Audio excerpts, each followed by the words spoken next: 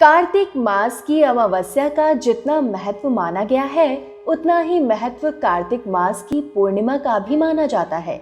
इस बार कार्तिक मास की पूर्णिमा 30 नवंबर 2020 को है। इस दिन दान और गंगा स्नान करने से ईश्वर की विशेष कृपा की प्राप्ति होती है।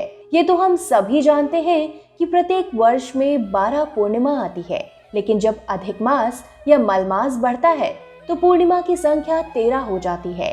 कार्तिक पूर्णिमा को त्रिपुरारी पूर्णिमा भी कहा जाता है। ज्योतिष शास्त्र के अनुसार इस दिन जब चंद्रमा आकाश में निकलता है तो उस समय चंद्रमा की 6 कृतिकाओं का पूजन करने से शिवजी की विशेष कृपा प्राप्त होती है। इस दिन गंगा नदी में स्नान करने से पूरे वर्ष के स्नान के बराबर फल मिलता है। आज की इस वीडियो में हम आपको कार्तिक पूर्णिमा की पौराणिक कथा, पूजा विधि और शुभ मुहूर्त के बारे में बताएंगे। शुभ संयोग। आगामी 30 नवंबर को रोहिणी नक्षत्र के साथ सर्व सिद्धि योग और वर्धमान योग का संयोग होने से इस कार्तिक पूर्णिमा पर बहुत ही ज्यादा शुभ योग बन रहा है। संयोग से इस दिन सिख धर्म के संस्थापक गुरु नानक जी का 551वां जन्मदिन भी है।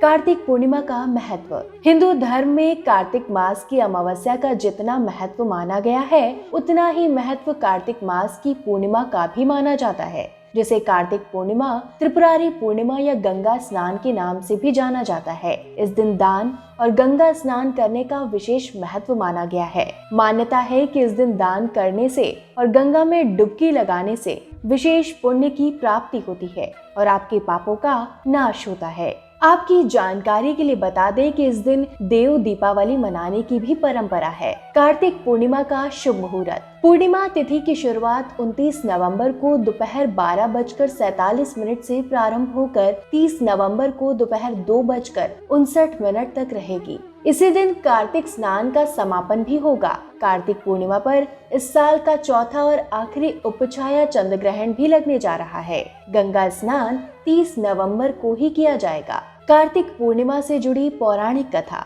पौराणिक कथा के अनुसार एक बार त्रिपुरासुर नाम के राक्षस ने तीनों लोकों में आतंक मचा रखा था। धीरे धीरे करके उसने स्वर्ग लोक पर भी अपना अधिकार जमा लिया। त्रिपुरासुर ने प्रयाग में काफी दिनों तक तपस्या की और उसी तपस्या के तप के तेज से तीनों लोक जलने लगे। तब ब्रह्मा जी उसके सामने प्रकट हुए और उसे वरदान मांगने को कहा। त्रिपुरासुर ने ब्रह्मा जी से वरदान मांगा कि उसे देवता, स्त्री, पुरुष, जीव, जंतु, पक्षी, निशाचर कोई भी न मार सके, वो अमर हो जाए। चूंकि ब्रह्मा जी ने स्वयं उसे वरदान मांगने के लिए कहा था, तो उन्हें तथास्तु कहना पड़ा और ये वरदान पाते ही त्रिपुरासुर अमर हो गया, जिसके बाद वो देवताओं पर अत्याचार करने लगा। सभी देवता त्रिपुरासुर के आतंक से भयभीत हो गए और फिर देवताओं ने ब्रह्मा जी के पास जाकर त्रिपुरासुर के अंत का उपाय पूछा। तब ब्रह्मा जी ने देवताओं को त्रिपुरासुर के अंत का रास्ता बताया। इसके बाद सभी देवता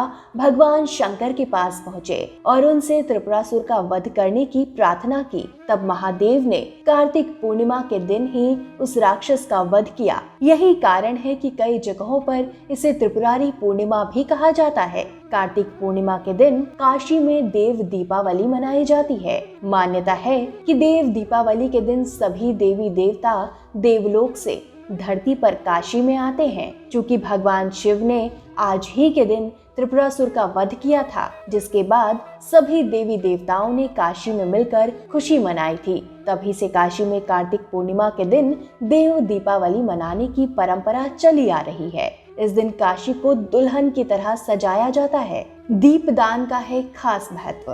कार्तिक पूर्णिमा पर दीप दान का भी विशेष महत्व है। माना जाता है कि कार्तिक मास की पूर्णिमा देवी देवताओं को प्रसन्न करने का दिन है, इसलिए इस दिन लोग दीप दान कर देवताओं का आशीर्वाद प्राप्त करते हैं। इसके अलावा कार्तिक पूर्णिमा पर भगवान विष्णु और माता लक्ष्मी की भी पूजा की जाती है।